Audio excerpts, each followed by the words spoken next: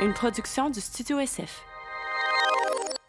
Mettons, on recule il y a 5 ans, j'étais quelqu'un qui était vraiment dans les dépendances, drogue, alcool, fast-food. J'étais vraiment out of shape. Ce moment précis-là a changé ma vie pour toujours. Là. Je te dirais que j'ai posté environ pendant 17 mois, à chaque jour, avant qu'il commence à avoir un déclic puis il commence à avoir de l'engagement.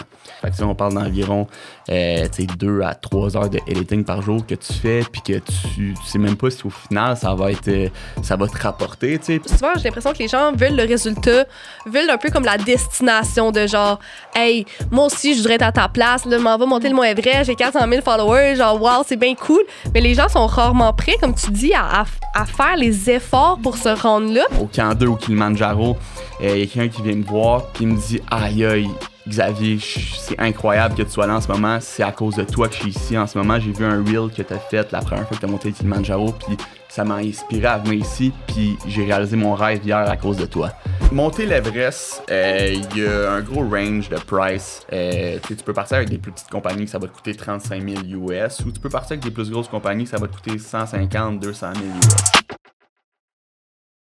À ce point-ci, vos parties de Noël devraient déjà passer ou à venir dans les prochains jours. Et là, on espère que vous vous êtes amusés au Ripple Cove parce qu'on vous en a tellement parlé. On est convaincus que c'est là-bas que vous avez célébré vos parties de Noël. On espère. Et là, Cam, j'ai une question pour toi. Vas-y. Si tu pouvais t'asseoir avec n'importe qui dans ton domaine d'affaires, qui choisirais-tu? J'irai avec Ali Webb, la fondatrice de Dry Bar. C'est fou. Elle a transformé notre industrie. Elle a parti des chaînes de mise en pli express. C'est incroyable tout ce qu'elle a bâti. Puis si je pouvais avoir un bon repas avec elle, ça serait incroyable. C'est cool ça. Moi, je choisirais Steven Bartlett, qui est l'animateur du podcast Diary of a CEO, qu'on aime beaucoup. Et je le choisirais parce qu'il a comme un parcours super inspirant. Il vient vraiment d'une famille démunie. Puis là, il a réussi à bâtir un empire. Puis aujourd'hui, il redonne tellement par son podcast. Je suis sûre qu'il y a plein d'anecdotes. Puis que de s'asseoir avec lui, là, ça serait comme nos épisodes, nos moments, quand on triple sur l'invité. Puis pour recevoir Steven Bartlett, faudrait que tu l'invites dans un endroit qui est chaleureux, où on mange bien. Puis j'ai quand même pensé au Ripple Cove. C'est vrai. On vous en parle beaucoup, mais c'est vraiment parce que c'est un endroit exceptionnel, qui est pas si loin de Montréal, à vrai dire, en Estrie, lieu où on habite, donc on adore. Alors si ça vous intéresse, eh bien, toutes les informations sont en description. Xavier Ladouceur, bienvenue sur le Startup Podcast, ça va bien? Ça va bien, toi? Oui, merci d'être ici. Tu es créateur de contenu, aventurier. Tu t'en vas monter le mont Everest au printemps. C'est public, c'est dit, fait qu'on peut en parler. Puis là, tu viens d'atteindre 400 000 followers sur Instagram, ce qui est énorme. T'as quel âge encore? J'ai 22 ans. 22 ans, fait qu'on a pas mal la même âge. Ouais. C'est assez impressionnant. C'est lequel ton titre préféré entre les deux?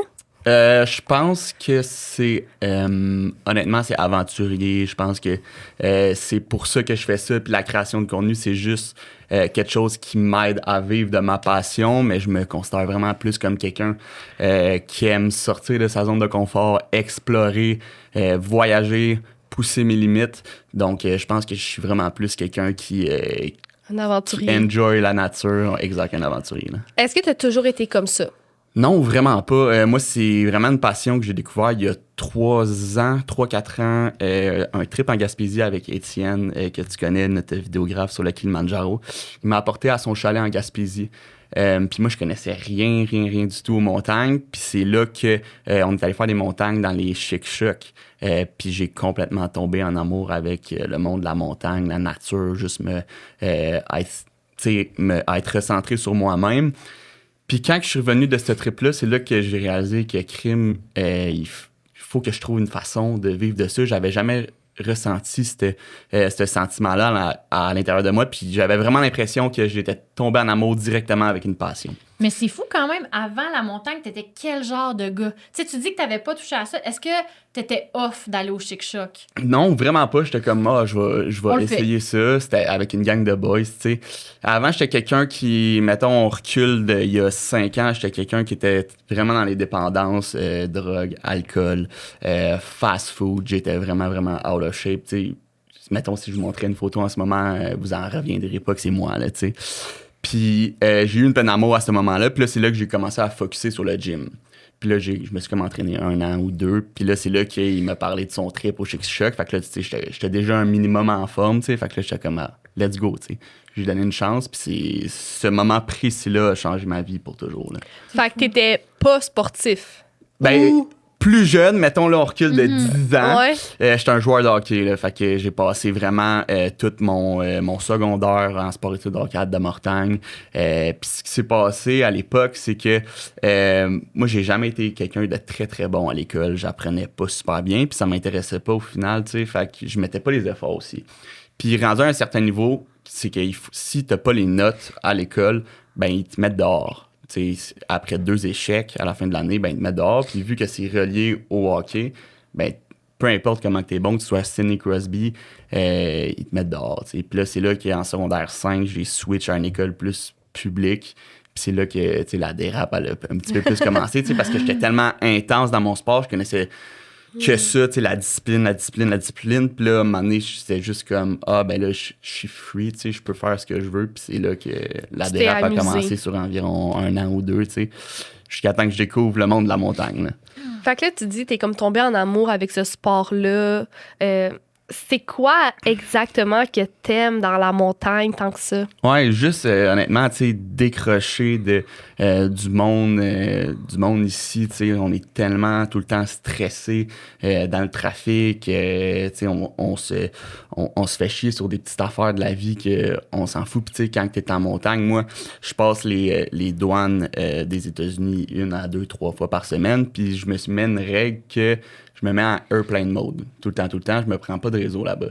Fait que ça me fait vraiment, tu sais, ça me fait tellement du bien à l'intérieur de moi. Ça me fait vraiment reconnecter aux essentiels de la vie. Ça me fait apprécier, tu sais, juste être dans mon auto, écouter de la musique, avoir accès à de l'eau, avoir accès à de la bouffe, être dans le confort. Tu sais, quand tu passes beaucoup de temps en montagne, tu le sais comment tu t'es senti. Juste prendre une douche après l'ascension du Kilimanjaro.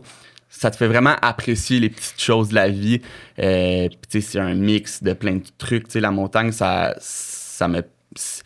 le vois vraiment comme un tremplin vers ma vie où il faut vraiment que tu sois vraiment très, très, très organisé si que tu veux que tout se passe à la perfection. Puis, tu peux pas abandonner en montagne, là. Tu le sais, sur le sommet de push du Kilimanjaro, quand on était à 5008, puis t'étais pété bien raide, ben, tu peux pas te caler un hélicoptère, là. Tu sais, tu peux, mais ça va te coûter comme 15-20 000 US, là. Fait que t'as pas le choix de redescendre. Fait que moi, je le vois un petit peu comme ça dans la vie, c'est que tu peux pas abandonner, tu sais. Puis ça m'a vraiment, vraiment appris beaucoup de trucs, la montagne à ce niveau-là. Tu sais, des petites erreurs que tu fais en montagne peuvent te coûter la vie, là, tu sais.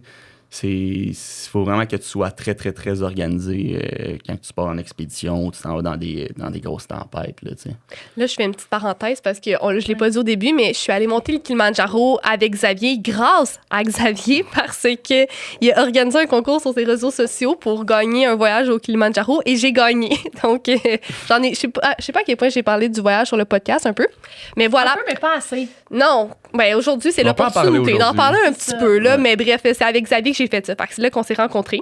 Fait on est à ton voyage au Chic-Choc, tu tombes en amour, ben pas je suis pas là, mais je veux dire, on est rendu dans l'histoire. Tu tombes en amour avec le sport, puis là, tu reviens à Montréal ou chez vous, puis t'es comme, je veux vivre de ça. C'est quoi les prochaines étapes? Fait que là, j'ai ouvert l'application All Trails. L'application que vous devez connaître, l'application pour si tu vas en montagne, c'est l'application qu'il faut que tu utilises. T'sais. Puis là, c'est là que j'ai découvert les White Mountains au New Hampshire. Fait que les White Mountains, c'est environ à 3 à 4 heures de route d'ici. Puis là, je suis allé monter le Mont Lafayette. Mais là, tu sais, le Mont Lafayette, c'est incroyablement beau. C'est insane, encore plus beau que les Chic-Chocs.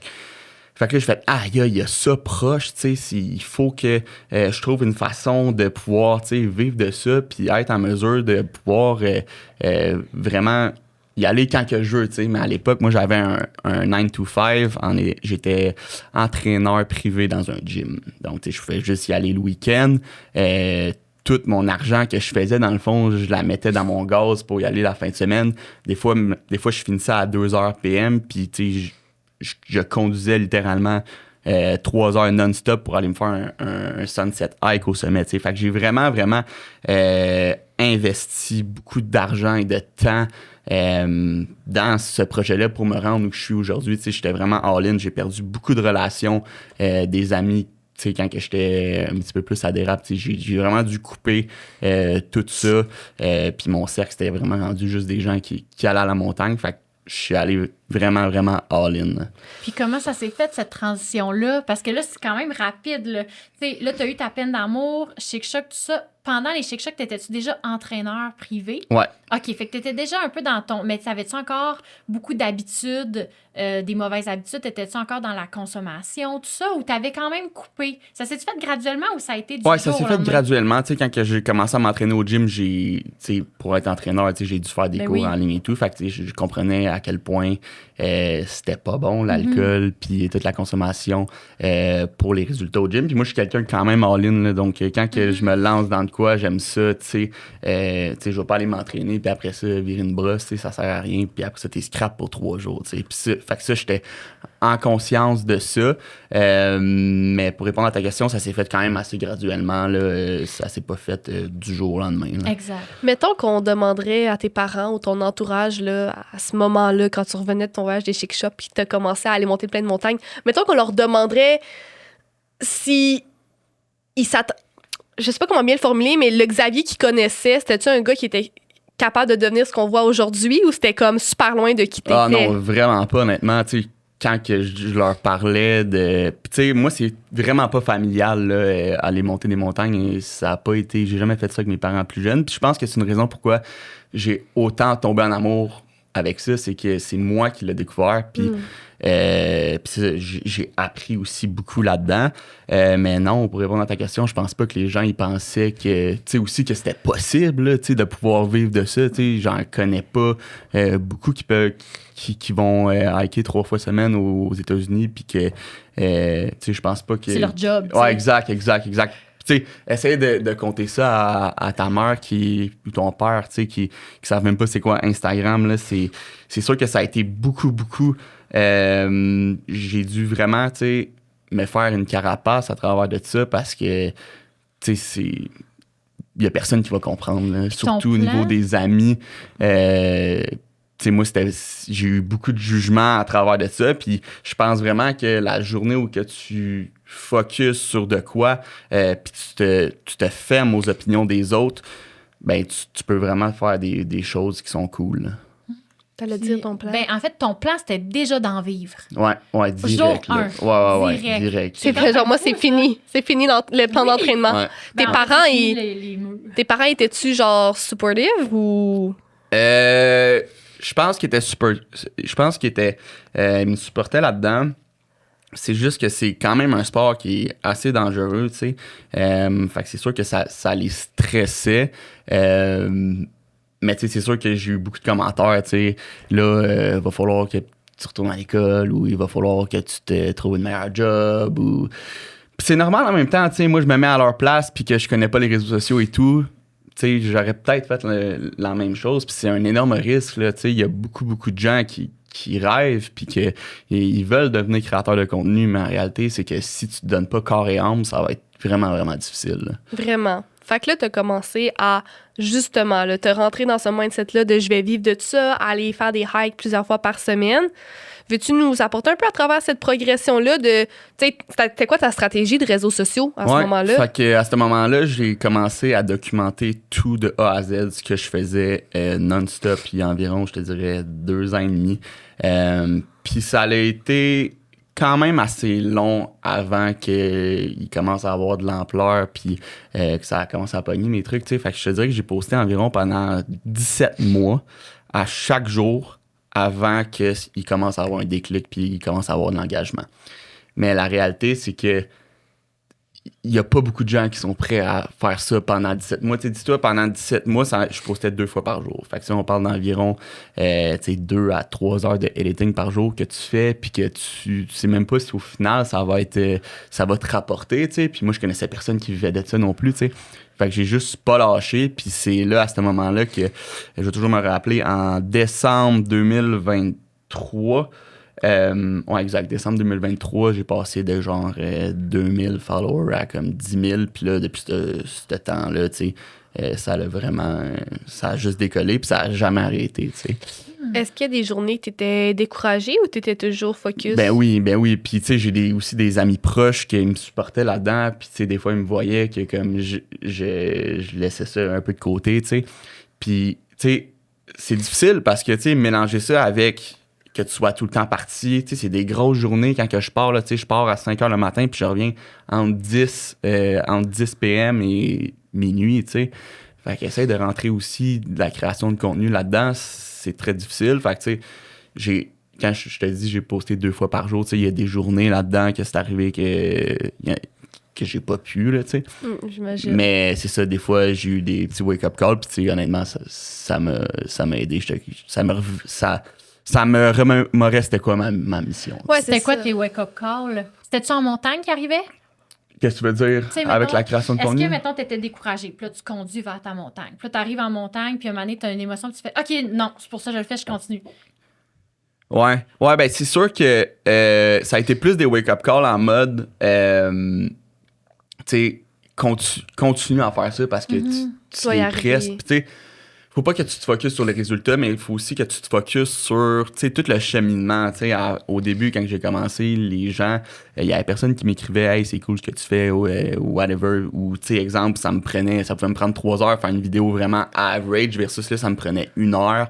Puis la vidéo était folle, tu sais. Fait que c'est aussi des skills que tu acquis pendant ça. Fait que, tu sais, faut pas juste que tu te focuses sur les résultats, mais tu sais, à quel point tu inspires des gens, à quel point tu peux changer des vies, à quel point tu as des nouveaux skills. Moi, je parlais pas anglais là, du tout avant. Tu sais, j'étais pas capable de faire 2 phrases en anglais. Moi, tout mon contenu est en anglais. Fait que j'ai appris une langue aussi avec ça. Ah ouais, wow. T'as commencé direct en anglais? Ouais, direct. Tu sais, je le savais qu'au Québec, c'était très difficile de oui. faire des vidéos virales avec des 10, 20, 30 millions de vues, tu sais. Puis une fois que tu pars en anglais, ben tu peux toucher tout le monde en entier. Là, Puis tu sais. pourtant, aujourd'hui, une grosse partie de ton following est québécois. Ouais, Ça, c'est vraiment ouais. impressionnant. C'est quoi à peu près le... Je te dirais, entre 30 et 40% des gens viennent du Canada. Mais tu sais, c'est incroyable à quel point que tu peux aller toucher des gens avec la création de contenu quand tu es sérieux là-dedans. Je sais pas si tu te rappelles quand on était en Afrique, puis il y a une madame qui est venue nous voir sur le bord, ou tu sais, peu importe, quand je vais en montagne, les gens me disent « Hey, c'est à cause de toi que je suis ici en ce moment, au camp 2 au Kilimanjaro. » Il y a quelqu'un qui vient me voir, puis que dans le fond, nous autres, on dormait au camp 2. Puis lui, quand que tu fais le sommet, tu redescends au camp 2, tu sais. Puis il me dit, aïe, Xavier, c'est incroyable que tu sois là en ce moment. C'est à cause de toi que je suis ici en ce moment. J'ai vu un reel que tu as fait la première fois que tu as monté le Kilimanjaro, puis ça m'a inspiré à venir ici. Puis j'ai réalisé mon rêve hier à cause de toi. Puis là, je rencontrais cette personne-là Sur la le montagne. Kilimanjaro. C'est C'est fou. fou. Ben, là, tu sais. Puis tu le sais à quel point monter le Kilimanjaro, c'est un événement qui peut changer ta vie littéralement. C'est incroyable les émotions que tu vis là, tu sais. Fait que, tu sais, moi, je pense que c'est mon plus gros why, et puis pourquoi je continue à chaque jour. Je trouve que arrêter, mettons, la création de contenu, ça me rendrait un peu égoïste, tu sais. En mode, j'inspire des milliers, c'est pas des millions de personnes à chaque mois à aller en montagne puis à se dépasser, tu sais. Fait que si j'arrête ça, ben j'ai moins d'impact, tu sais. C'est clair. Puis ce que je trouve inspirant dans ton partage, c'est la résilience, parce que j'ai l'impression que, puis surtout, un peu dans tout dans la vie, mais beaucoup avec les réseaux sociaux, souvent, j'ai l'impression que les gens veulent le résultat, veulent un peu comme la destination de genre, hey, moi aussi, je voudrais être à ta place, là, m'en va monter le Mont Everest, j'ai 400 000 followers, genre, wow, c'est bien cool.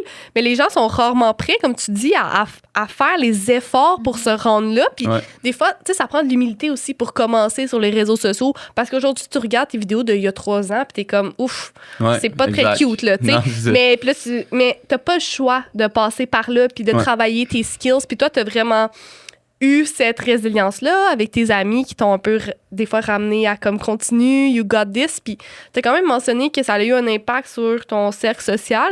Je trouve ça intéressant, comme, mettons, ton ami là, qui était avec toi en Gaspésie, c'est qui est resté proche puis qui t'a soutenu dans ton processus? Ça, c'est Étienne, justement. Tu sais, lui,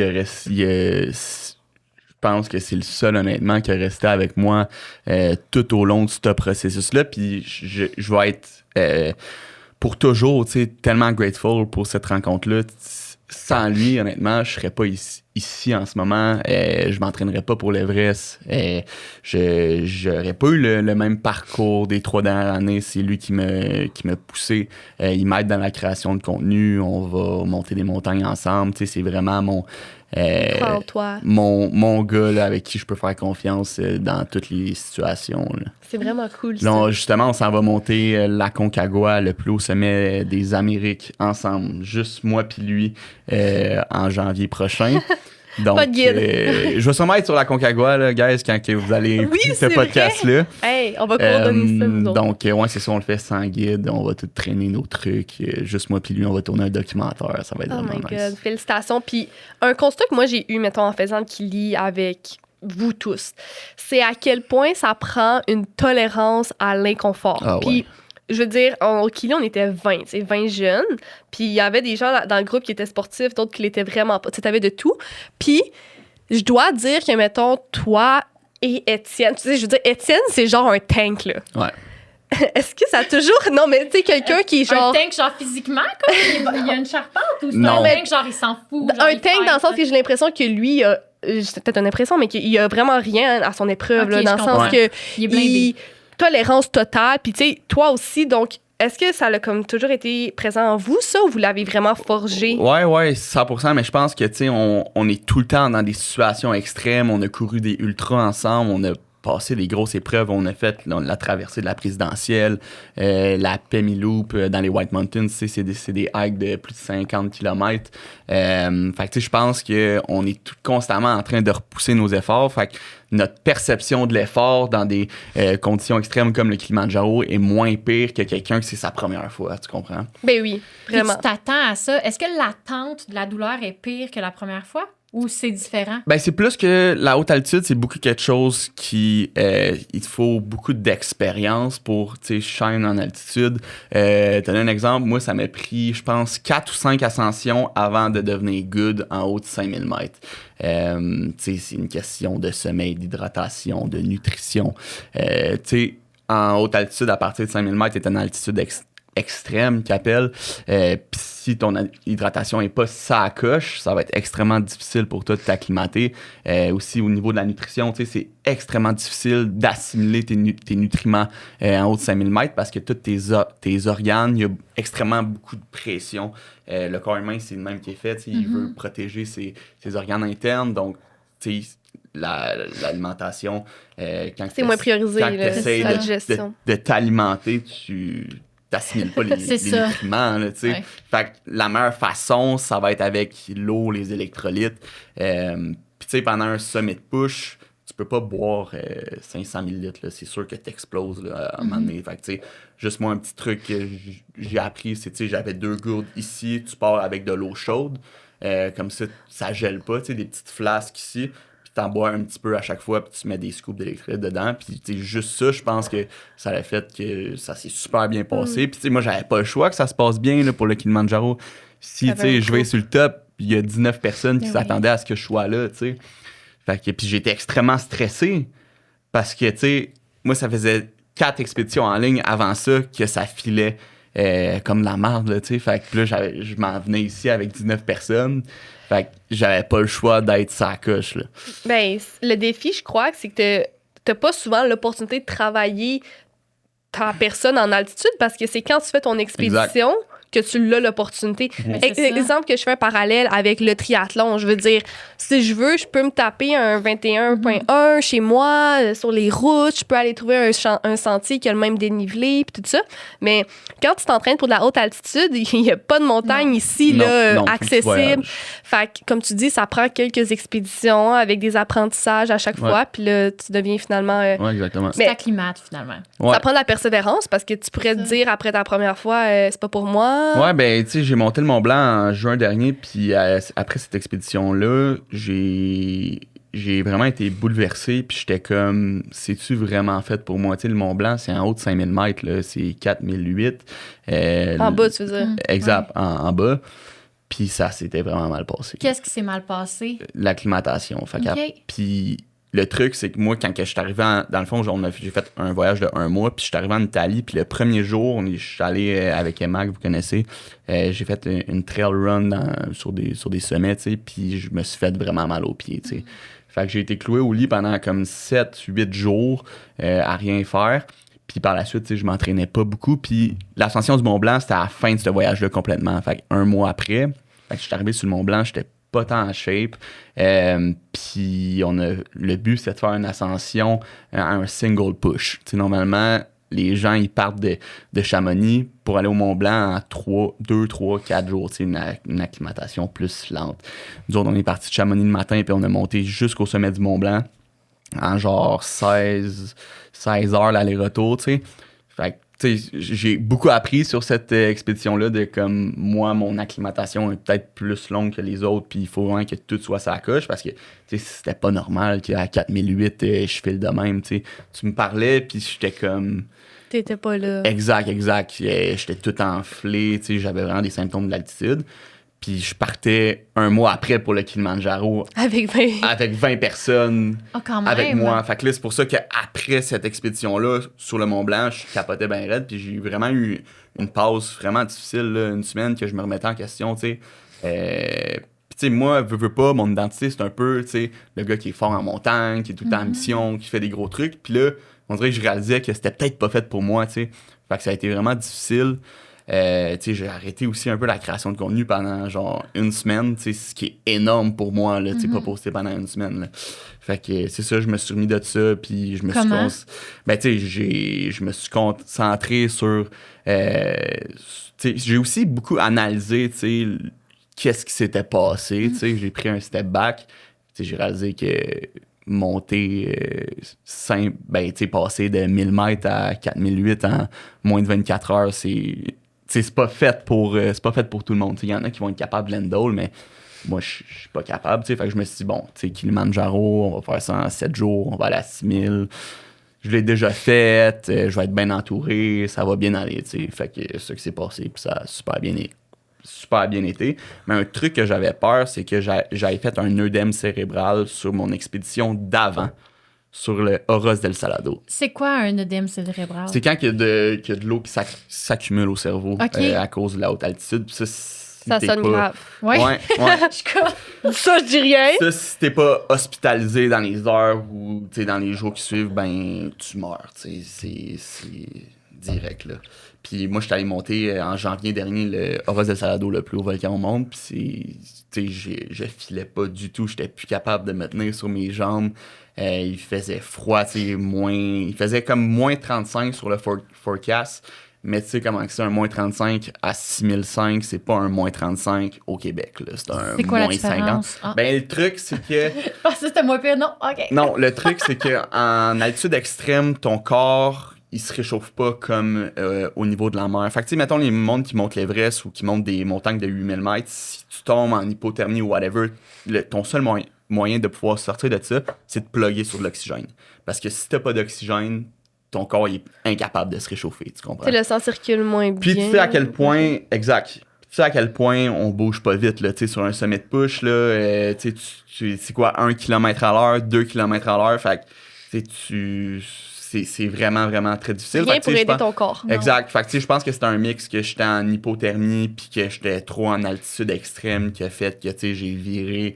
J'ai vraiment viré. Puis là, justement, je suis en train de travailler sur la vidéo YouTube. Là. J'ai hâte que ça sorte. Moi aussi, j'ai hâte.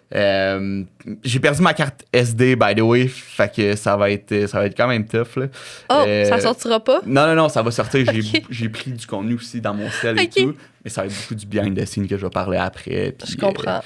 Mais là, quand t'es redescendu... Fait que là, c'est ça que le Horos del Salado, c'est ça, je pensais que j'avais fait un œdème cérébral, puis une fois que tu fais un œdème cérébral, tu sais, t'as eu un choc au cerveau, là, tu sais, fait que toutes tes prochaines fois que tu vas en haute altitude, ça va être vraiment plus difficile pour toi de t'acclimater, là, tu sais, on dirait que t'as comme une mémoire, ton corps, il y a une mémoire que, tu Il voit du danger, là. Exact, fait que c'est ça que j'avais peur, là, mais finalement...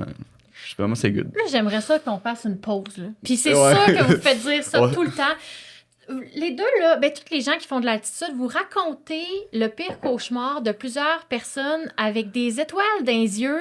Je comprends rien. T'es comme, j'ai peut-être fait un œdème cérébral. J'étais au bout de ma vie. C'était le plus haut volcan. Genre, ça a l'air d'être l'expérience. C'est moins 50, mais dans le fond, ça a l'air l'enfer. On dirait l'enfer sur Terre. Ouais. Mais qu'est-ce qui vous fait continuer? Ah, écoute, ça, c'est une très bonne question, là, mais tu sais, je pense que dans le moment, tu sais, peu importe ce que tu vas accomplir dans ta vie, tu sais, un Ironman, un marathon, une montagne de 6-7 000 mètres, sur le coup, là, t'aimes jamais ça, là. Tu comprends?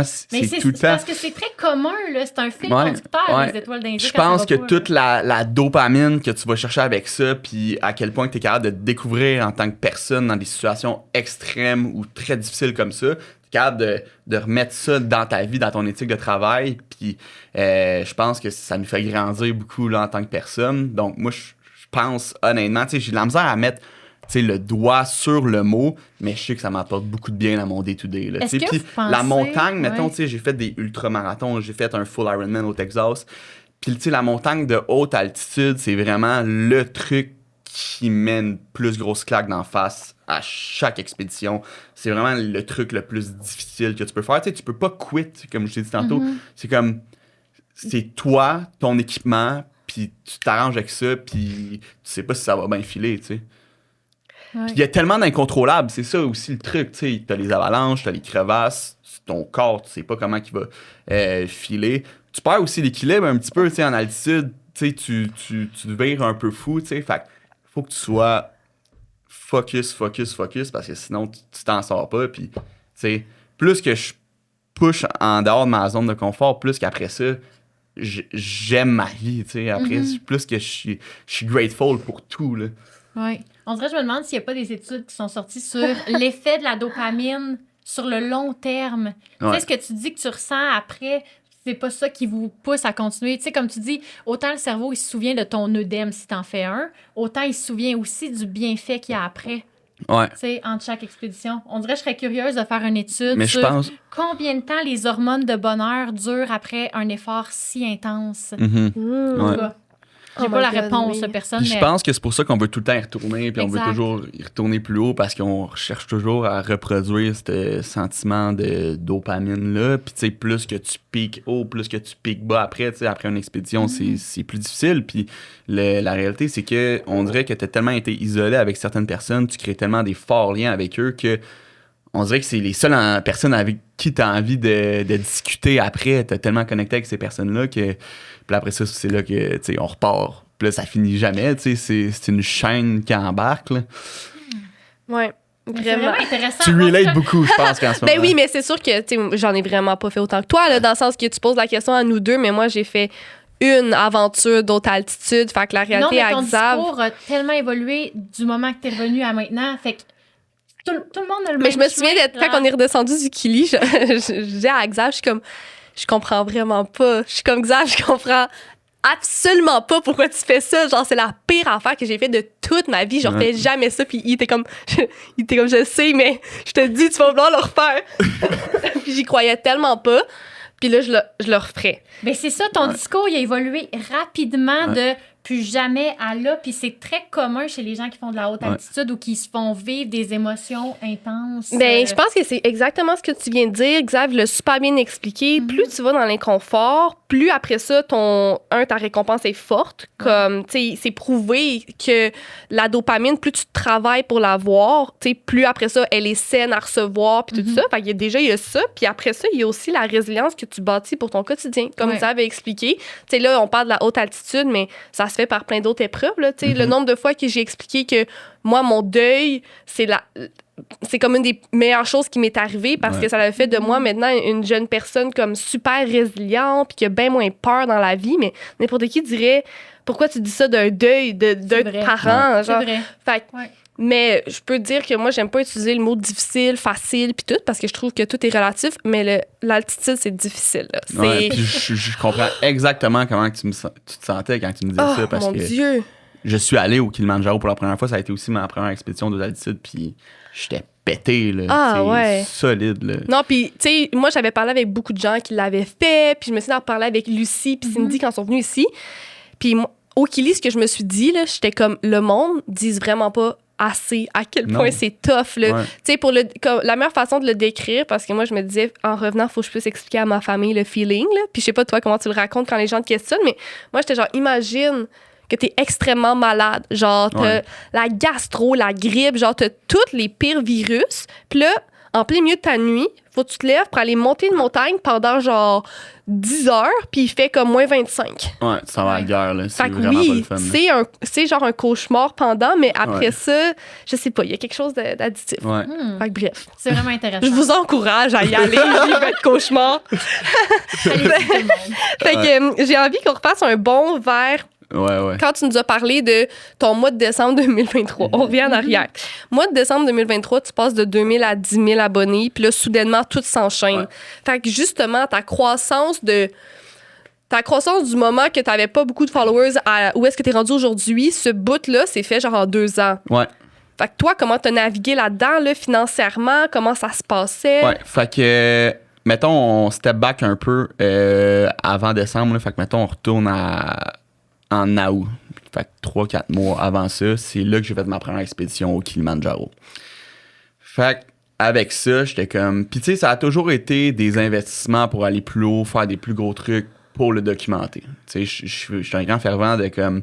Oui, OK, tu veux devenir créateur de contenu, mais il faut que tu fasses des trucs que pas beaucoup de gens y font si tu veux te démarquer. Tout le monde veut devenir créateur de contenu en 2025. Faut que tu fasses des trucs cool, puis faut que tu le documentes, puis faut que tu fasses du volume si tu veux te faire voir, tu sais. Fait que moi, tu sais, c'est ça. J'ai fait le Kilimanjaro, je l'ai documenté jusqu'en décembre. Mais en revenant du Kilimanjaro, je me suis dit, là, il me faut un autre défi, tu sais. J'étais comme, il faut que je fasse de quoi de cool, là. Ça fait 6 mois que je monte des montagnes pour monter le Kilimanjaro, là, c'est fait.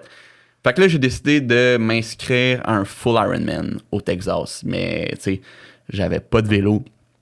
J'avais genre 2000 $ dans mon compte. Je savais pas nager. J'avais jamais couru de marathon.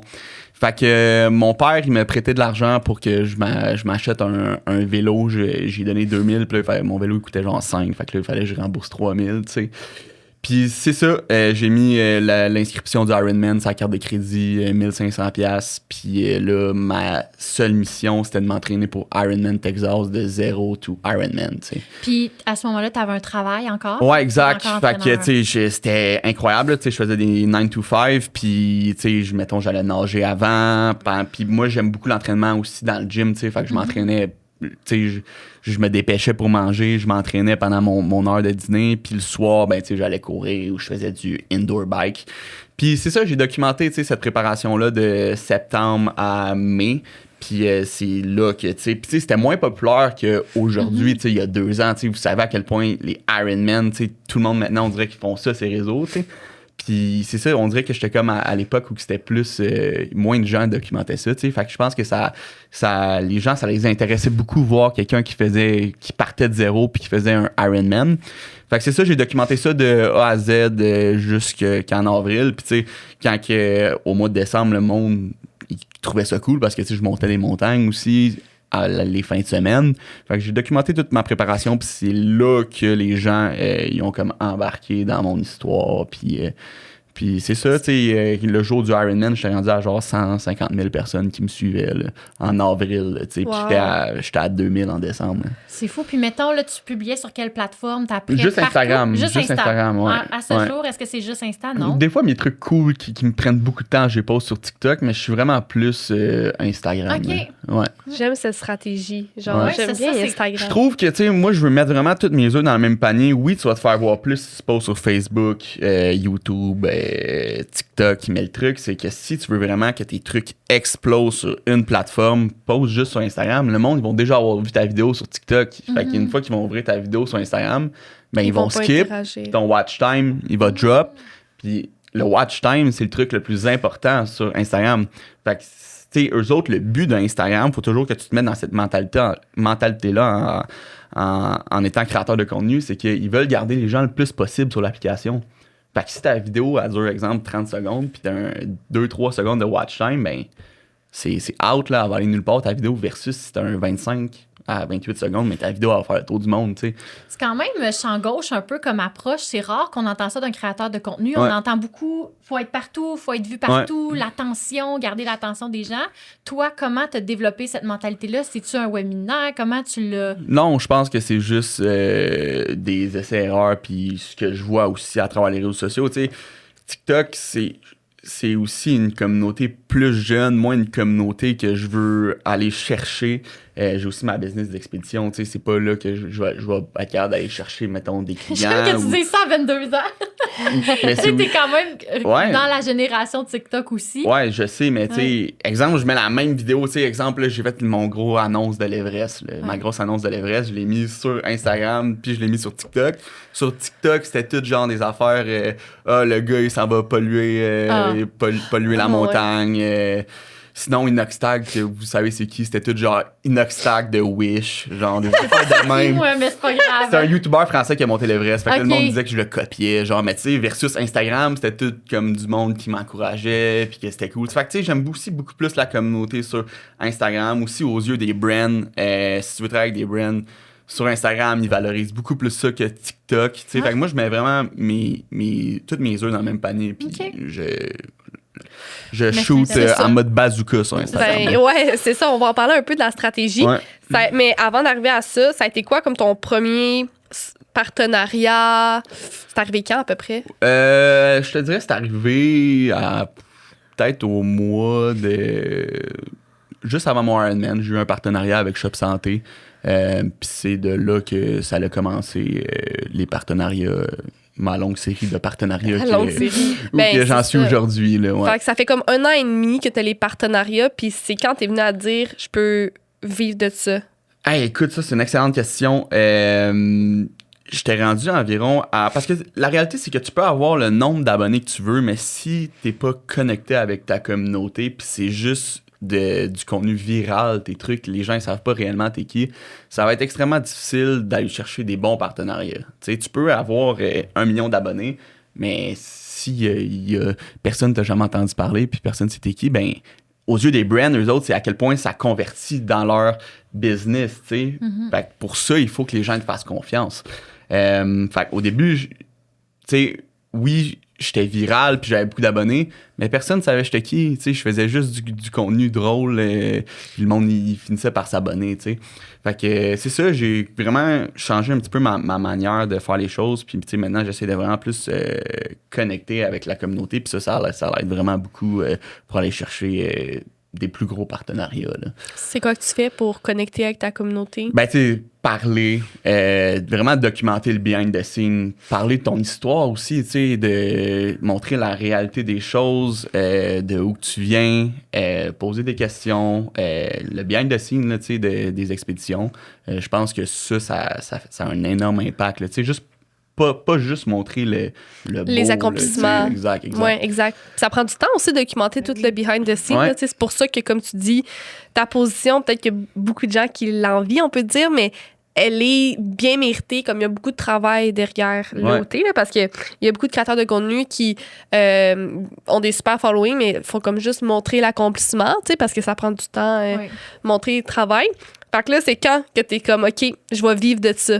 Ouais, fait que après mon Ironman, là c'est ça, j'étais rendu à 150 000 followers, mais tu sais, j'avais pas assez je faisais pas assez là, avec les partnerships pour vivre de ça, loin de là, tu sais. Fait que là, j'ai passé l'été, tu sais, à réfléchir à ça, je continue à faire du contenu, puis tu sais, j'avais plus de mission, tu sais, le monde, tu sais, je montais des montagnes, je faisais des ultras, mais tu sais, c'était comme... Je gardais les gens comme connectés à ce que je faisais, mais j'avais pas une grosse mission, tu sais. Jusqu'à temps que là, je décide d'aller au Népal pour la première fois en novembre 2024. Puis c'est là que j'avais toujours juste un partenariat payant. Tu sais, j'en avais d'autres qui me donnaient de l'équipement, mais j'en avais juste un payant, tu sais. Puis je vais pas vous dire les chiffres, mais tu sais, c'était moins de 1 000 $ par mois. Puis... c'est à ce jour-là que je savais exact... Parce que, tu sais, c'était aussi très difficile de mixer ça avec mon 9 to 5, les expéditions, tu sais, parce que c'est pas des expéditions d'une semaine ou deux, là. Tu sais, quand tu pars pour 1 mois. Puis moi, je savais que à ce moment-là, je revenais du Népal, puis je repartais au Chili 1 mois par la suite. OK? Puis j'avais juste assez d'argent pour ces 2 expéditions-là. Fait que là, j'ai pris le risque. J'ai fait, OK, je me lance, tu sais. Puis je documente ça de A à Z. Fait que je suis allé au Népal, mes trucs ont explosé, tu sais, j'ai documenté, j'ai monté mon premier 6000 mètres, je suis allé au camp de base de l'Everest, je suis revenu par la suite 1 mois au Québec, puis je repartais pour le Chili, pour le plus haut volcan au monde, une autre expédition de comme 3-4 semaines, puis c'est à partir de ce moment-là, par la suite, que j'ai décroché des contrats back-to-back, là. C'est fou comment tu as mis l'énergie, le temps, l'argent avant que Puis ça te je croyais revienne. beaucoup aussi, tu sais. Je croyais aussi beaucoup. Tu sais, je pense que... Puis tu sais, la réalité, c'est que je fais les mêmes actions aujourd'hui que quand personne croyait en moi puis quand j'étais dans l'ombre, tu sais. Je pense que si tu veux vraiment réussir, il faut vraiment que tu travailles intelligemment puis que tu fasses énormément beaucoup de volume. Puis essaye aussi de te bloquer dans un certain sens des opinions des autres, là, tu sais. Si, tu sais, j'ai un conseil pour les gens, tu sais, c'est vraiment, prends pas des conseils de quelqu'un qui est pas à la place que tu veux, tu sais. Moi, mettons, toi, Chloé, là, tu me dis, hey, je veux devenir créatrice de contenu, je veux vivre de ça. Mais jamais je vais te décourager parce que je sais que c'est possible, tu comprends? Fait que, mais je vais te dire les vrais trucs, je vais te dire, tu sais, vas-y all-in, là, parce que tout le monde veut faire ça. Investis aussi dans des trucs, mais je vais être le premier à toujours t'aider puis à être là pour toi si t'as des questions, whatever, tu sais. Ouais, moi aussi, je dis toujours de pas prendre les conseils de quelqu'un à qui t'en demanderais pas. Puis, mettons, pour faire un mini aparté là-dessus, un petit exemple facile, moi, j'ai vécu ça un peu avec le Kili parce que quand j'ai gagné le concours, j'étais full contente. Puis après, je l'ai annoncé à ma mère, puis là, tu sais, je l'adore, mais là, je me suis fait déverser toutes ces émotions de comme, ben là, j'ai peur pour toi. Là, c'est pas le bon timing parce qu'on part une business. Là, si, là, ça. Puis c'était tellement difficile de me faire une barrière puis de faire abstraction de toutes les opinions des autres. Là, je me faisais dire, en tout cas, moi, mon ami, il l'a fait puis il a trouvé ça plus tough qu'un full Ironman. Là, moi, j'étais là, plus tough qu'un full Ironman, tu sais. Mais ça a été une des premières fois dans ma vie que je vivais vraiment fort le feeling de, ben moi, j'ai envie de le faire. Puis il y a peut-être des risques, mais en même temps, j'ai aussi des compétences puis des intérêts que ces gens-là, ils n'ont pas. Fait que, tu sais, je peux pas prendre toutes leurs opinions. Eux, ils le feraient pas. Ils les ont pas, ces forces-là. Fait que, tu sais, t'as bien raison que, bref, il faut filtrer les conseils, les opinions de qui on prend, mais ça doit être quand même difficile par moment. Ouais, surtout quand, tu sais, la haute altitude, je pense qu'il y a un domaine que personne connaît, tu sais, puis je pense que les gens, ils voient vraiment ça comme quelque chose d'extrême, quelque chose de dangereux. Fait qu'on dirait que c'est encore pire. Là, ben oui, mais parce que ça l'est. Ouais, c'est ça. Je veux dire, j'étais un peu là, tu sais, comme les gens nous en parlent comme si tu peux crever. Comme c'est sûr qu'on trouve ça extrême. Ouais. Ben, c'est parce que c'est une vraie prise de risque. Mais il y a aussi le fait, je pense que c'est quand même. Comme là, aujourd'hui, on tourne ce podcast-là. C'est sûr qu'on va prendre des extraits qui pognent, qui vont être un peu plus sensationnalisme. Fait que c'est sûr qu'on parlera pas du moment où vous vous sentiez bien, que vous regardez le ciel. Non, on va parler des... Tu sais, fait que ça aussi, je pense que ça contribue à l'image. Ouais. Mais c'est très beaucoup d'inconfort aussi. Exact. Genre, c'est pas un sport où tu vis le... Tu sais, tu dors dans l'inconfort, t'avances dans l'inconfort, tu manges dans l'inconfort. Faut pas l'oublier.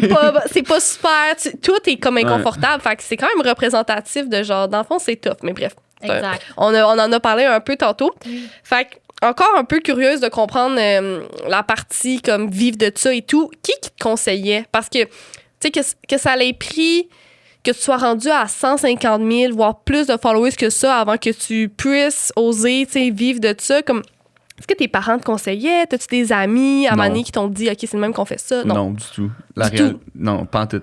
Ça a été juste de l'essai-erreur. Puis j'ai pas vraiment eu de modèle. Tu sais, je connais personne là, qui vivait de ça vraiment. Là, fait que ça a été vraiment, vraiment beaucoup d'essais-erreurs. Puis d'ajuster aussi avec les brands ce que tu demandes. Parce qu'au départ, les brands, ils savent que t'as 20, 21 ans, que c'est ton premier partenariat, que fait qu'eux autres ils vont essayer vraiment ils vont t'en donner moins là, mais je pense qu'à force de travailler avec des brands, savoir ta valeur, savoir ce que tu vaux, à quel point tu convertis aussi en vente, je pense qu'après ça t'es capable de te faire une idée, qu'est-ce que ça vaut là, Aujourd'hui, ça ressemble à quoi tes partenariats? En termes d'argent ou en termes de... En termes d'argent et en termes de quantité. Tu sais, as-tu 5 partenaires qui te supportent principalement? T'en as-tu 20? Ouais, OK. Fait que, tu sais, mettons, en termes de partenariat, moi, comment que j'ai fonctionné pour l'Everest, c'est... J'ai eu beaucoup de meetings, puis j'ai envoyé des courriels, puis j'étais comme, hey, je m'en vais sur l'Everest, j'ai ce projet-là, puis j'ai besoin d'un partner dans ce domaine-là pour les 8 prochains mois. Dans ce laps de temps-là, je vais faire ça, puis je vais le documenter de A à Z, puis je pense que je vais être capable de me rendre là en termes de following, de vues dans les prochains mois, tu sais. Fait que c'est comme ça que je fonctionnais pour mes partnerships. En ce moment, tu sais, on parle d'environ... Ça dépend aussi, tu sais, je vais pas demander le même nombre d'argent pour quelqu'un, exemple, qui vend des crèmes versus quelqu'un qui vend de l'équipement, puis que chaque client que j'apporte, ça va y faire entre 500 et 1000 $ de profit, là, tu sais. Exemple, je peux faire une vidéo, puis la vidéo, elle a, exemple, 1000 partages au marché alpin, exemple. Ben, eux autres, ils vont se faire défoncer à la vente, là, tu sais, puis 1000 clients, c'est des articles qui valent cher aussi, tu sais. Fait que ça dépend beaucoup de la valeur des produits, puis à quel point c'est aussi connecté avec ton audience, aligné, tu sais. Mais ouais, pour répondre à ta question, c'est dans les 4 chiffres là, minimum, puis c'est des contrats entre 6 et 12 mois, mais tu sais, là, mettons, avec l'Everest, c'est 8 mois, là, parce que je prenais mes partenaires à partir de septembre à mai. Puis... c'est ça, là, tu dis, OK, mettons, on t'a donné l'exemple tes partenariats pour l'Everest. Puis là, t'expliques que c'est tes partenariats pour la prochaine moitié d'année, on va dire, 8 mois, comme tu dis. Fait que nous, on se demandait, justement, mais tu réponds pas à la question, on était comme, est-ce que Xav, il a un revenu mensuel avec des partenariats récurrents? Puis là, après ça, quand il choisit de faire une aventure, il s'en va s'en chercher d'autres pour l'aventure, ou toi, tu mélanges tout ça, t'es comme... Moi, je mélange tout ça.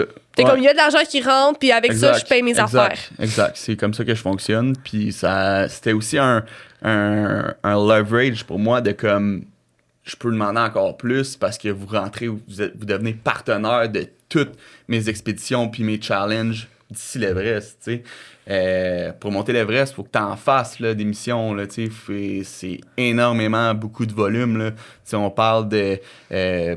plusieurs expéditions de 6000 mètres pour te rendre là, mais tu sais, dans ton day-to-day aussi, c'est énorme, là, tu sais. Juste cette semaine, je vais probablement avoir monté le Mont Washington 4 fois, là, tu sais, puis c'est une bonne montagne, là, surtout en hiver, tu sais, conditions extrêmes. Le monde, ça les intéresse. Il n'y a pas beaucoup de gens qui font ça, tu sais, fait que ça apporte beaucoup d'engagement là, à ce niveau-là. Fait que, tu sais, une fois que tu es mon partenaire, tu l'es pour jusqu'à l'Everest, fait que ça me permet de pouvoir avoir plus aussi. Là, ben pour toi, c'est plus aligné aussi. Comme c'est plus facile de dire je donne tout à ces brands-là, puis je pense pas à rien d'autre. Mais en même temps, la complexité, c'est qu'il faut que tu trouves des brands qui ont le budget. Exact. Parce que c'est bien plus facile de demander de l'argent pour une ascension que pour 4 ascensions, dont le Mont Everest. Fait que, bref, ça, c'est clair. Ça ressemble à quoi, les budgets pour des grosses ascensions comme ça? Un budget... Dans le fond, ta question, c'est-tu... Ça coûte combien, mettons? OK, fait monter l'Everest, il y a un gros range de price. Tu peux partir avec des plus petites compagnies que ça va te coûter 35 000 US, ou tu peux partir avec des plus grosses compagnies que ça va te coûter 150 200 000 US. Il y a aussi beaucoup de trucs que tu peux te prendre en extra. Là, tu peux te prendre des bouteilles d'oxygène en extra. C'est entre 500 et 1000 US par bouteille. Tu peux te prendre un extra Sherpa qui va te coûter entre 10 et 20 000 US. Moi, dans mon cas, je vais me prendre un extra Sherpa parce que je veux documenter ça. Je veux avoir quelqu'un qui me suit avec une caméra. Fait que juste là, tu augmentes le prix de 15-20 000 US direct. Fait que c'est un gros projet, là, l'Everest. Là, c'est un projet de environ 100 000 $ canadiens juste les 2 mois de l'Everest, parce que ça prend 2 mois, cette expédition-là. Mais toutes les ascensions que tu dois faire avant, toutes les 6 000, les 7 000, là, je vais avoir monté 5-6 000, mais quand tu t'en vas sur un 6 000, là, ça coûte 10 000 là, à chaque fois. Là. Fait que les gens, ils disent, ouais, ça coûte 100 000 $ monter l'Everest, mais en réalité, ça coûte plus 200, 250. Là. Mettons, quand tu le vois de même, là, dans tout ce que j'ai dépensé en gaz, en ascension, dans les dernières années, équipement, là, c'est sûr que maintenant, je suis rendu partenaire avec Mammouth, donc tout est couvert par eux, mais quand même, là, tu sais, quelqu'un. Ça reste que tu l'as encore, là, le manteau Artérix que tu as acheté. Là. Exact, je l'ai acheté. Ouais. Mais une fois que tu l'as, au moins, tu sais, l'acheter au début, ça coûte cher, mais une fois que tu l'as, tu le réutilises. Exact, mais quand même, c'est un sport extrêmement Ouais. dispendieux. Puis Tu sais, là, juste la paire de ouais. bottes là, pour aller à cette altitude-là, c'est 2000, 2500. Ton summit suit, c'est 3000 $, tu sais. Fait que, tu sais, c'est quand tu empiles ça, tu sais, faut aussi... C'est comme au resto, là. Si tu montes l'Everest, là, puis tu atteins le sommet, c'est comme au resto. T'as un tips à donner. Fait que 15% de tip. Fait que si ton expédition a te coûté, exemple, 100 000 US, ben, tu lui donnes 15 000 US cash au Sherpa. Cash. Quand même. Ça, c'est un truc que les gens ne réalisent pas, mais c'est fou, là. Tu sais, les Sherpas, c'est eux autres qui font... c'est comme ça qu'ils font le plus gros de leur argent avec le tips, là, tu sais. Ouais, parce que le reste, il y a les permis à couvrir. Exact. Tu sais, juste un permis pour aller monter En l'Everest, bouffe. là, ils l'ont augmenté cette année, c'est 15 000 US. Juste la permission, D'y là. aller. Fait que tu donnes un chèque de 15 000 US au Népal, là. Puis mettons, toi, est-ce que tu t'organises pour que ce soit rentable puis qu'il te reste un peu de sous pour en mettre de côté pour ton avenir à la fin de l'année là-dedans? Ou t'as pas encore bâti cette stratégie-là financière? Ben oui, c'est sûr, parce que, tu sais, moi, quand j'ai fait mon Ironman, je suis sorti de cette expédition-là, puis j'avais tout investi là-dedans, puis même que je devais de l'argent à mon père. Alors ça, puis tu sais, une fois que c'était terminé, j'avais tellement tout investi, temps, énergie, argent là-dedans, que je me reconnaissais plus, on dirait, en tant que personne. Tu sais, j'étais comme, qu'est-ce que je fais maintenant? J'ai plus une scène, mon Ironman est fini. Fait que tu sais, c'est important de trouver une stratégie pour que par la suite, tu puisses investir puis faire d'autres projets. Comme on parle, tu sais à quel point c'est des hauts pics de dopamine. Tu sais, si tu te ramasses après l'Everest puis t'as plus une scène, c'est... En plus, allô, la dépression, là, tu sais, en plus... Ça se peut que j'arrive pas au sommet. Là. Il y a 1001 trucs qui peuvent se passer. Là. Avalanche, crevasse, je tombe malade. Plein d'incontrôlables qui peuvent arriver pendant ces 2 mois-là. Là. Fait que tu veux... t'as pas le choix d'être intelligent avec ton argent, mais aussi avec tes projets qui sont après. Là, Puis toi, comment tu l'es intelligent avec ton argent? Acheter une Porsche. Ben c'est sûr que j'ai des investissements ailleurs. En ce moment, je regarde aussi pour m'acheter un bloc avec mon père. Ça fait longtemps qu'on regarde ça. Mais c'est sûr que dans les derniers mois, ça a été plus dans les dernières années, j'ai vraiment tout investi mon argent. Mais là, en ce moment, je suis capable de OK, Everest, mon argent est déjà dans un compte, c'est correct. Ouais. Là, maintenant, je mets de l'argent de côté pour aussi m'acheter une maison. J'habite encore chez mes parents. Là, ça, c'est quelque chose qui m'aide aussi. Au day-to-day, je suis jamais chez moi.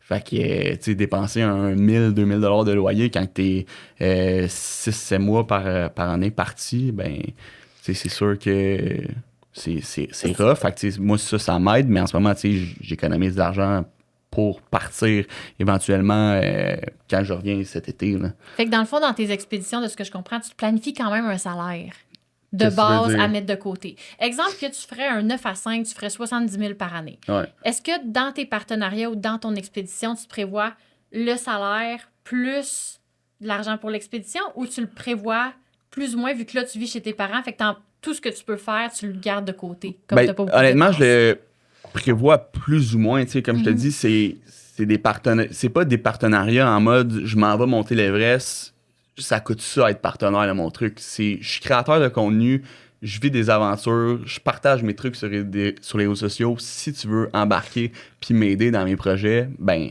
t'embarques. Puis au final, rendu à l'Everest, ben ça fait peut-être 2 fois le coût de l'expédition. C'est pas... Fait qu'ils te suivent un peu. Ouais, exact. ouais. Fait que c'est pas genre je m'en vais monter l'Everest, ça C'est coûte ça. ça pour être partenaire avec moi. Ok, C'est plus genre intéressant. tu me suis dans mon day-to-day, Exact. tu m'encourages dans mon processus. Fait que toi, t'as confiance en eux parce que t'es comme, on signe ensemble, mais le budget, il est pas fixe.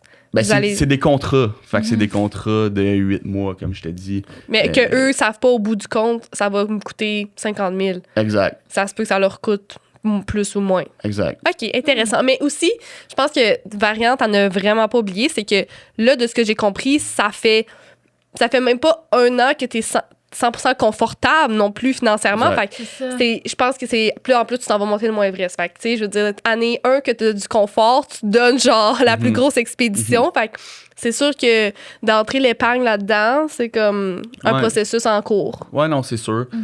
Mais tu sais, moi je le vois vraiment plus comme un investissement. Puis, L'Everest. Exact, vraiment comme un investissement. Puis toutes les autres aussi challenge que j'ai fait, tu sais, mettons faire un Ironman, c'est un investissement aussi juste à plus petite échelle, mais tu sais, ça reste que moi, tout le contenu puis tout l'engagement que je crée avec ces challenges-là, au final, moi, je suis crampé au bout de la ligne. Je le vois vraiment comme un investissement puis ça va me faire 10 fois ce que j'ai dépensé au final. Je comprends. Ma compagnie d'expédition que j'ai, tu sais, quand je fais du contenu sur l'Everest ou whatever, ben, tu sais, eux autres, ça les met en confiance. Ils savent que j'ai fait des grosses expéditions, dont l'Everest. Donc, tu sais, peut-être qu'eux, ils vont être plus en confiance de venir avec moi. Tu sais, il y a mille et une raisons là, derrière ça. Là.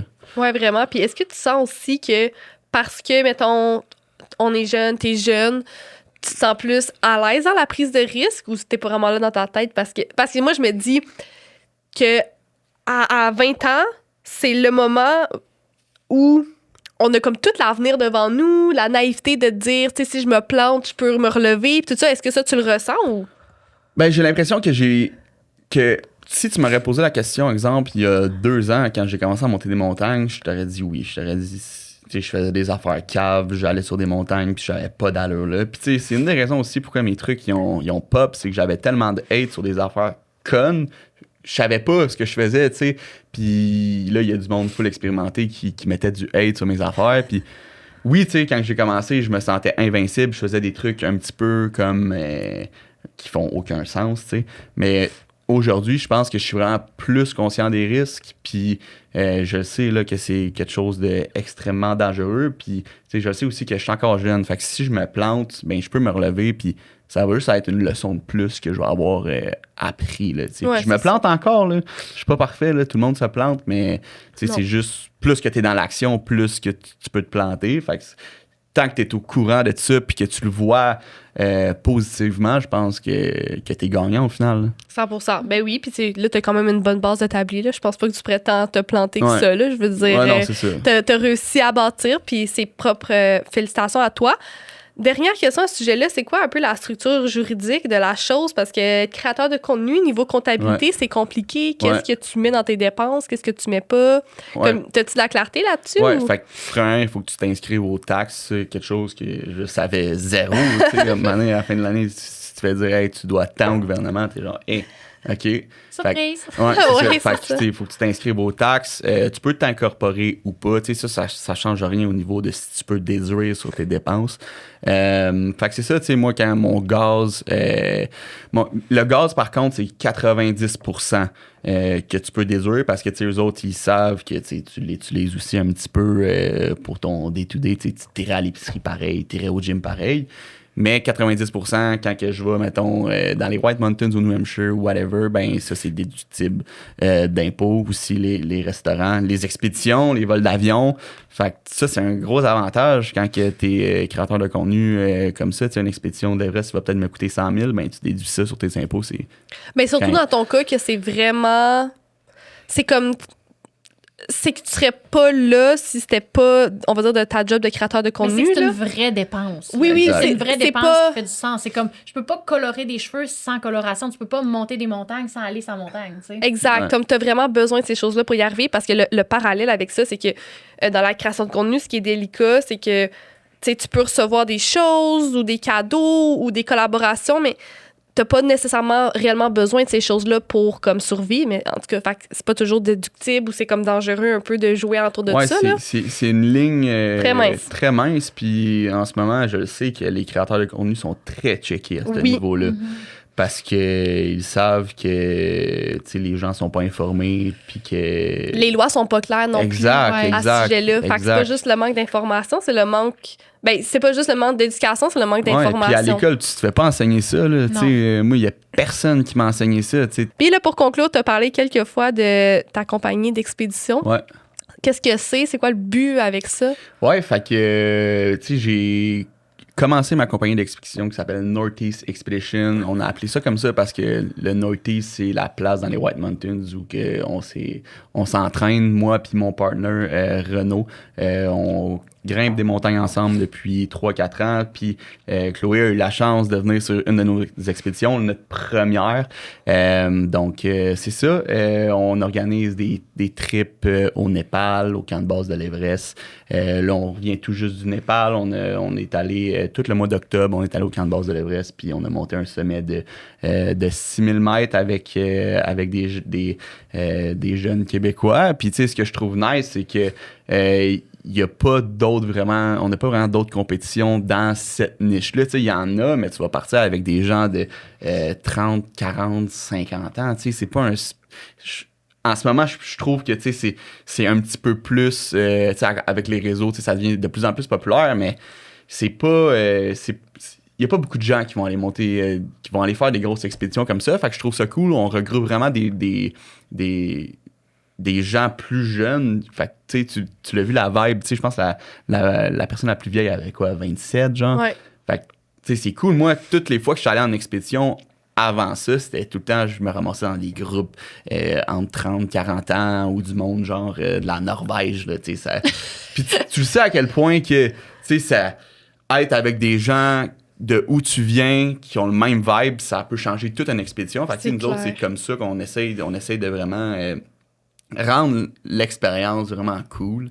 Fait que c'est un peu ça. Ouais, mais c'est vraiment une belle niche, là. Puis, tu sais, ce qui arrive aussi, c'est qu'il y a une grosse barrière à l'entrée, ça coûte cher. Fait qu'il n'y a pas beaucoup de jeunes qui peuvent se permettre ça, mais grâce à la communauté que vous avez créée, ben, vous êtes capable de les trouver. C'est encore drôle parce que, tu sais, moi, je viens de l'époque où c'était l'alcool puis la consommation de plein d'affaires qui coûtaient super cher.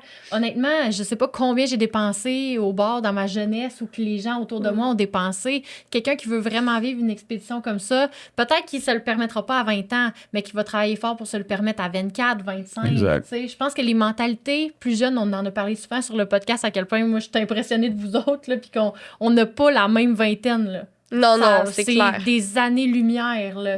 Ouais. Les centres d'intérêt sont... Mais en ce moment, je pense que c'est vraiment rendu ça, la trend, là, de se dépasser. Oui, mais même pour nous, on est tous en train de changer. Là, moi, j'ai 33. Mais c'est vraiment cool. Là.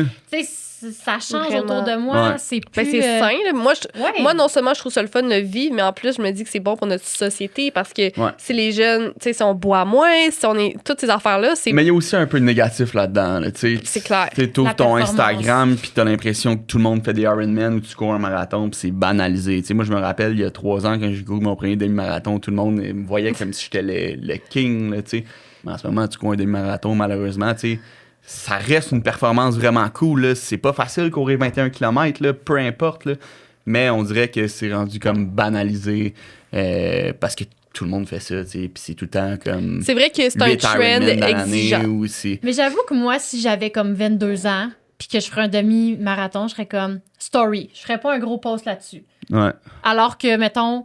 Ça aurait été un énorme défi pour moi. Qu'est-ce que tu veux dire? Je comprends pas. Ben, ce que je veux dire, c'est que l'accomplissement, tu sais, la fierté de faire ça, quand tu t'es vraiment dépassé, tu as envie de le partager, mais si tout le monde le fait autour, ça devient banal, ça devient comme plus ordinaire. Ben, c'est normalisé, finalement. Ben, je pense... C'est pas grave, là. C'est juste... Ben, c'est quand même... Moi, je trouve ça quand même poche, parce que c'est pas grave. Je veux dire, l'exemple du marathon, je trouve qu'il est bon, parce que, littéralement... de faire comme... Puis je me souviens, c'est Morgane qui m'avait dit ça. Là, fait que là, je reprends son info, je vais pas me planter, mais genre faire 1 à 2 marathons par année, là, c'est assez là, pour ton corps. Ben oui. Mais là, vu que c'est autant banalisé puis tout ça, là, t'es comme...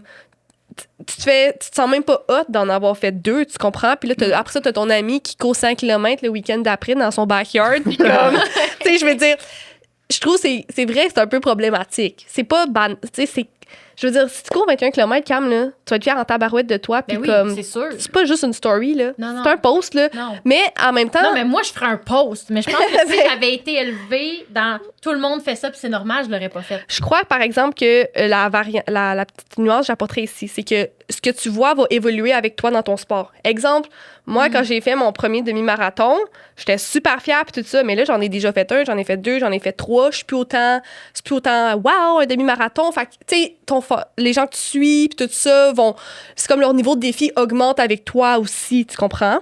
Ouais. Comme là, c'est rendu que je vois plus des gens qui font tel type de défi, puis c'est plus haut, mais quand au début, je voyais les gens qui faisaient un demi-marathon, puis j'étais comme, waouh, c'est le fun. Puis... Mais comment tu te sens, toi, face à ça? Tu sais, comment vous sentez face à la performance? Parce que, tu sais, il y a quelque chose de vraiment le fun de commencer et d'être un débutant. Moi, j'aime vraiment l'énergie de apprenez-moi. Tu sais, je veux absorber l'information, j'aime ça. Mais une fois que tu as eu une ascension, une fois que tu as réussi un demi-Ironman, tu as une espèce de pression qui vient avec ça. Puis là, tu mises toujours plus haut, toujours plus haut. Comment vous vivez avec cette pression-là, avec vos médias sociaux? Est-ce que c'est d'actualité, ce que je dis, ou vous pas? Mais moi, surprenamment, tu sais, c'est peut-être pas le message ou whatever que je dégage, mais je suis pas tant dans la performance. Quand tu me connais bien, je le fais vraiment parce que j'adore faire ça. Puis comme je te dis, c'est peut-être pas le message que je dégage à travers mes réseaux sociaux parce que les gens qui me connaissent pas, ils vont me dire « Hey, t'es tout le temps dans la performance, whatever », mais tu sais, je m'en fous là, de courir mon marathon en 3h30 ou en 2h50. Là. Je le fais parce que j'aime ça. Puis je le fais parce que je suis passionné par l'entraînement physique ou whatever. Fait que tu sais, je vais être content pour les autres s'ils font un PR ou un FKT ou whatever.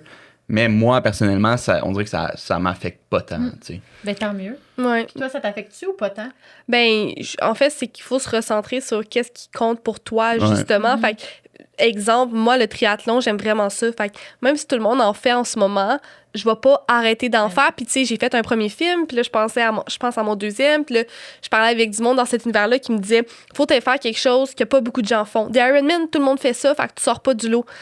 Ben, j'y ai pensé, puis moi, c'est ça que j'aime faire. Fait que c'est ça que je vais refaire. Puis, tu sais, c'est de rester authentique avec ce qui t'anime pour de vrai. Puis, dans ce que Xav dit, ce qui ressort, qui est vraiment réel, selon moi, c'est que en fait, quand c'est toi qui le vis, plus t'avances, plus tu deviens bon, plus ça fait partie de ton quotidien. Fait que, aux yeux des autres, ça a peut-être l'air de la performance extrême, mais pour toi, ça a été graduel de te rendre là. Fait que quand t'es rendu à t'entraîner 3 heures par jour, ça s'est pas fait du jour au lendemain. Vrai, pour nous, on regarde ça, on est comme, mon Dieu, performance extrême, mais pour lui, ça fait 3-4 ans qu'il build ce momentum-là. C'est rendu ça qu'il aime, c'est rendu ça son lifestyle. Puis j'en ai le besoin aussi, tu sais. Ouais. Je me sens pas autant bien si je me suis pas entraîné le matin. Moi, mon matin, dans un day-to-day, c'est ça.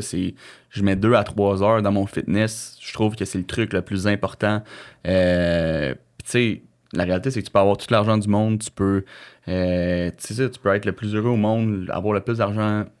Tu peux être trilliardaire, mais si t'es pas en santé, ça donne quoi? Tu peux même pas profiter de la vie. Mais c'est vrai. Vraiment. Fait que moi, à chaque matin, je sais que c'est pas tout le monde qui peut se permettre ça, mais moi, à chaque matin, c'est mon focus avant de commencer ma journée. Puis on dirait que ça m'enligne aussi à être plus focus pour le reste de la journée. 100%. Fait que je pense que ça dépend des personnes, mais si tu le fais pour toi, ça devrait aller. Exact. Ben merci, Xav, pour ton temps. C'était super le fun de jaser. Je trouve qu'on a fait le tour de plein de sujets intéressants puis tout ça. Fait que j'ai bien apprécié. Puis si les gens veulent te trouver, c'est assez simple. On en a parlé. T'es sur Instagram. Ouais. Instagram puis YouTube un peu. Ouais, ça commence. Bon, ben bonne chance dans tes prochaines ascensions puis on va continuer de suivre ça. Merci, vous êtes fine.